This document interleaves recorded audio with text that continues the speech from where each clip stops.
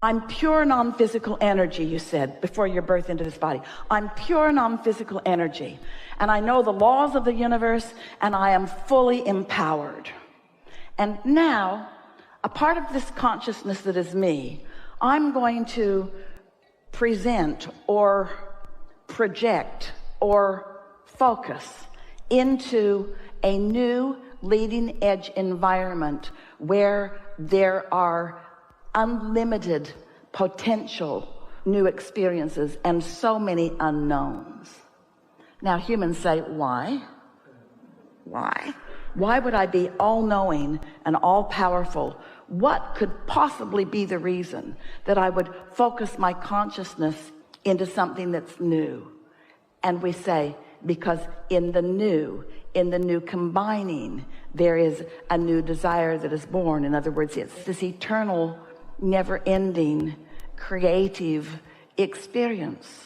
It's what eternity is about, without exposure to contrast. So now let's think about it. Let's step back. You all right? Because this is right out there on the leading edge. So the differences that we have described between you and your humanness and non-physical is that while there is resistance in every particle of the universe, even in non-physical, the resistance that exists in the non-physical, where source is, where what you call God is, where your inner being is, would not be discernible from your physical perspective.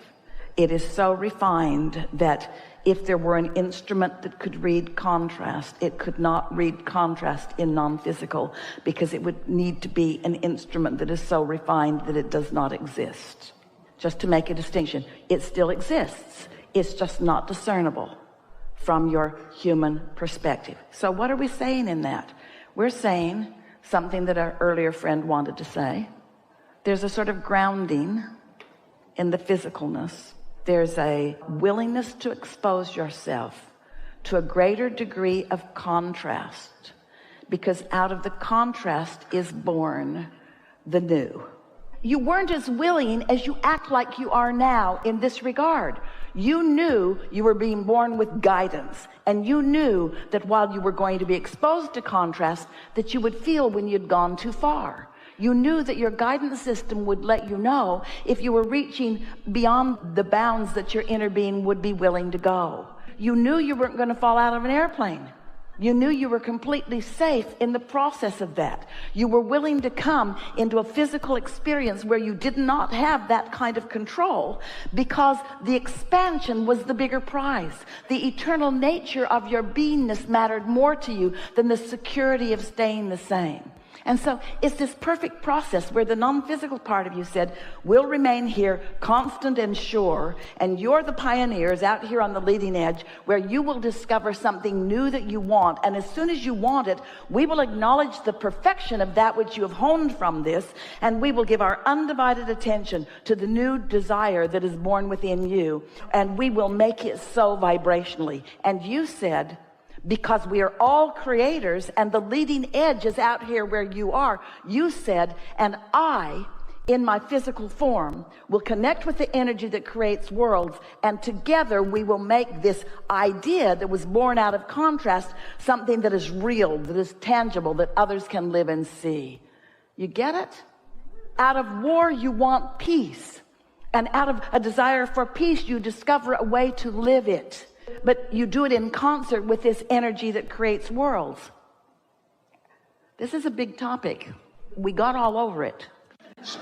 So, in a way, I agree to be ignorant of that. I agreed that instead of a band like this of exploration, that I would be born into a body where I had a band like this of exploration, because I knew out of a band like this of exploration that it would launch more rockets of desire over here to where they're tended under this band of exploration. I was willing to get out there on the bleeding edge a little bit for the purpose of discovering something that is more. But there's a really big point that we have not woven into this. The why of all of it. Why? Why, if I'm pure positive energy and I'm experiencing no resistance, which is what so many humans think is the objective that we're teaching here. It isn't. We can see how you might decide that from what you hear from us. If you were in a place of no resistance, why would you come into a place where there's more resistance? Because out of that, you give birth to new ideas. Well, what's the point of giving birth to a new idea if giving birth to a new idea, I'm just going to allow it and receive it? What's the point? In other words, what's the point of expansion? What's the point of evolution? What's the point of becoming more? Because it's so fun to go from less to more. It's so satisfying when your life gives you an idea of something that you might like to experience beyond what is. And when your life gives you a big idea, a big reason for wanting something to be better. And then you find ways of releasing resistance of what's missing and finding the belief in the laws of the universe and the steady eye of your non-physical inner being. And you get in concert with that so that you have the vision of what you're reaching for, so that the vision of what you're reaching for is more emphatic than the reality that exists outside of it, or the reality that even gave birth to it. And then you stand in the power of that energy, and you get to witness all of the forces of the universe bringing your idea into reality. Let's say you're a painter and you're really good at it, and you've painted a lot of really good things, and you have a gallery, and there's a lot of stuff in there, and people come and they look at it, they're uplifted by it, and they like it. And you just stand there all day and just look at what you've done.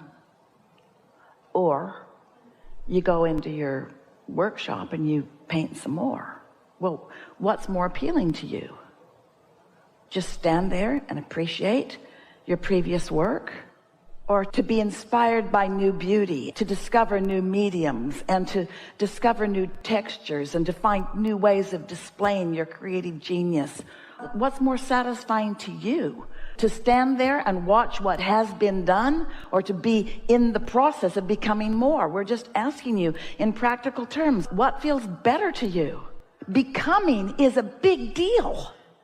Becoming is a big deal. In fact, it's an eternal deal. It's a deal that you can't stop becoming. You can't cease being in the process of becoming. But a lot of what we say falls on deaf ears with you, with humans, because you just keep wanting to get the becoming done so that you can have become.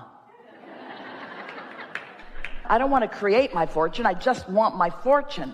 And I don't want to attract my lover. I just want to be with my lover. I don't want to come to know it. I want to know it. And we say, it's the becoming that is what life really is. The never-ending becoming. That's the juicy stuff. And so that's why physicality is so delicious, because in physicality, there's a start point. Here I am, and now what do I want? And life causes you to launch it whether you want to or not. But when you come to understand the laws of the universe, and then you deliberately click into the vibration of what you've already given birth to, even though it hasn't manifested, and then you get to tune into the energy so much that you begin seeing the vision and seeing the movie and having the daydream and feeling the impulses, and then you follow those feelings and you follow those impulses, and you watch your own hands in the clay turning the thoughts that once you thought, the vibrations that you once offered. You get the experience, the delicious experience of those thoughts turning to things. You get to witness that, you see. And in your lazy humanness, you might say, oh, big deal. But we promise you, it is a really big deal. Sometimes you're so tired that these words just sound like, oh, really? I'd just like to die and rest. But what's making you tired is your own resistance. And when you discover the power of non-resistant thought, then you're going to explore the palette of diversity to which you are focused in a whole new way. You're going to love every single person that does every single weird thing. You're going to appreciate all the trouble that they make for each other, because it's the stuff that your new thoughts are made out of. You appreciate this broad palette of this physical experience, because out of it is born your dreams, to which you don't have access at first.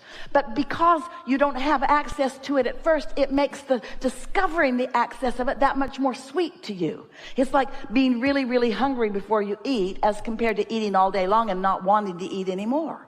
You come with a hunger for the expansion of that which you are. And why is that hunger never satisfied? Why is that hunger to expand never satisfied? Because it's that good. In a sort of similar way, you might say, Esther says it often to her family and friends, I'm never going to be hungry again. And then they all laugh because they know that isn't true. Because sometimes they eat and they are so satisfied. But isn't it nice that you become hungry again? Isn't it nice that the details of your body and the cellular machinations of your body are always putting you into a place where there is more desire for more? And while the analogy is not perfect, they never are. It's sort of like that. You have an eternal hunger for being that is satisfied by launching rockets and acknowledging that there is a gap for a while.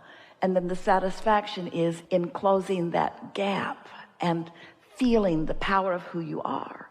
But these words are not reaching you quite yet in the way that they one day will, because as you think about some of the things that we've been talking about here today, and you acknowledge the existence of the law of attraction, and you acknowledge the existence of your vortexual reality, of your vibrational reality, and you pay attention to the way you feel, and you do something about tending to your own vibration. You get out ahead of things by pre-paving and pre-planning. You put yourself in the most conducive possible opportunity to receive inspiration from your inner being by praising and appreciating and rampaging and meditating and soothing yourself. In other words, you use all the tricks that you can find anywhere, anything that causes you to feel good. You do it on a really regular basis. And then you begin your day by tuning yourself. And then as you move into your day, the first thing that feels a little off to you, you make your effort to pivot. You make your effort to find a thought that feels better. And if that doesn't work, you change the subject. And if that doesn't work, you take a nap. But your quest is always the same thing for the nap. Your quest is always the same thing. Your quest is alignment. Your quest is knowledge. Your quest is wholeness, you see. And so we get your questions. It's like, Abraham, I don't quite get it. I was whole, and then part of me came, and I deliberately caused a sort of separation. What's the point of that? And we say, what you're calling a separation, we're calling a refinement, was for the purpose of you discovering in a more tactile way things that you would like to create in this environment where things become tangible. We want you to accept that this time and space is the leading edge of creation. It's nice to have a thought and it's nice to have a dream, but oh, isn't it even more nice for that dream to become a reality? It's nice to think nice thoughts. It's nice to think about love, but isn't it delicious to have an object of attention to which you are flowing your love? The tangible realness of this physical time and space is the epitome of creating. That's why you took your creative genius and you brought yourself here. But then you shoot yourself in the foot by clamoring with each other and judging each other about how well you're creating, and by making judgments about what's the right thing to create and what's the wrong thing to create, until you sort of have polluted the whole tray of colors and substances, until you don't allow yourself the satisfaction that could be there if you weren't in judgment of each other. If you would just accept the perfection of all of the differences of that which you are. If you could accept the perfection without judgment of all of the differences that you are, then you would have this huge palette from which to choose. And when you launch a desire and then follow the lead of how your inner being feels about it, and then witness all things coming into place to give you exactly what you want, you would lose your sense of competition. You would lose your sense of people getting more than their fair share of the pie. You would lose your sense of injustice. You would lose your sense of vulnerability. You would discover and practice and hone and own your sense of invincibility.